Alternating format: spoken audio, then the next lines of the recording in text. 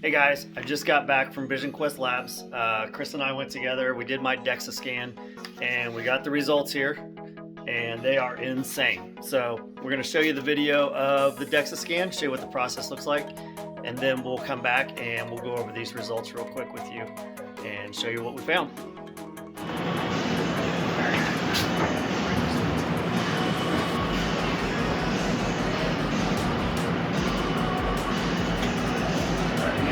Tight, palms facing hips. All right. Scan your head to toe.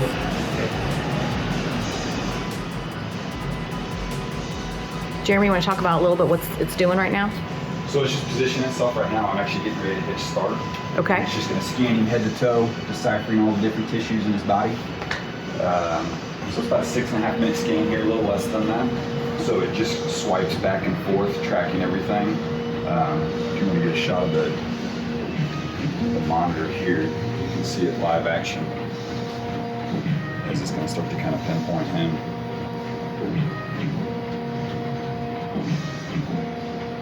So Jeremy, we were talking when I first got one of these done about the radiation. You know, I was concerned about it, and you assured me that it was a very small millimole worth of radiation, and I went and I investigated, and sure enough, there's very little. Yeah. And the yeah, I mean, we tell people, just to put it in perspective, that it's the equivalence of a 3 to 4 hour plane flight. You're probably going to get more talking on your phone through the day than you will with a scan here. I don't know equation-wise what it looks like compared to like a set of dental x-rays, but they say you can get a handful of dental x-rays per year, whereas you can probably get 100 of these scans to equate those two. So it's super minimal, but with the minimal dose, it still gives us the accuracy of the scan itself, is what I tell people. So yeah. We usually tell people quarterly for scans. You're still getting just a fraction of the overall radiation dose that your body can handle annually, which is nice. So, yeah. Yeah, I after researching it, they put a chart together on where it falls in radiation, and it's lowest of the low. It's much lower than even being in an airplane at 30,000 feet. Right. Which is awesome. Yeah. So I was very impressed with that, and the amount of information you get with this scan is just so beneficial that it's worth the... And it's interesting because we'll have a lot of people that'll come in here, mainly females that'll come in here that have been sent by their osteopaths to go get a Dexa scan. And when they get their version of a Dexa scan, they're literally getting what's called the AP femur scan, which is scanning their midsection. So it's getting their hips and the top of their femur bone, but they're not getting any of the information that they're getting out of this as far as total body composition, lean tissue, fat tissue, visceral fat, segmental analysis. So they're really not getting a true Dexa scan, in my opinion, personally. So. Me being a 54-year-old female, I understand all of that. And what I have found out too, that tensile strength is also extremely important. So just because your bones are dense doesn't mean that you're not going to have a hip fracture. Correct. And so I thought that was really interesting, but I love the fact that you can at least get your bone density through your hip, which is where it's most important. Is that correct? Yeah. Yeah. Yeah, I mean, and there's wide ranges of bone density throughout the body. I mean, obviously our head is the most dense bone in the body to protect our brains. But usually we can kind of see from an analysis standpoint where their bones fit and how they compare to everybody else. They're the same height, age, weight, gender, whatever the case is.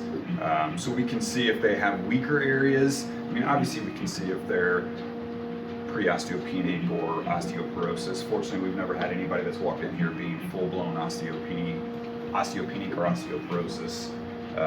But there are some people that have or are kind of on their way if they continue exactly what they're doing. So we usually give some guidance and information, strength training, resistance training. That's usually the number one most important thing that they can do to try to maintain or increase bone density. But then it's also diet, supplementation, things like that. That's a whole different conversation. But yeah, we can at least put them on the right track for sure. So That's awesome. yeah.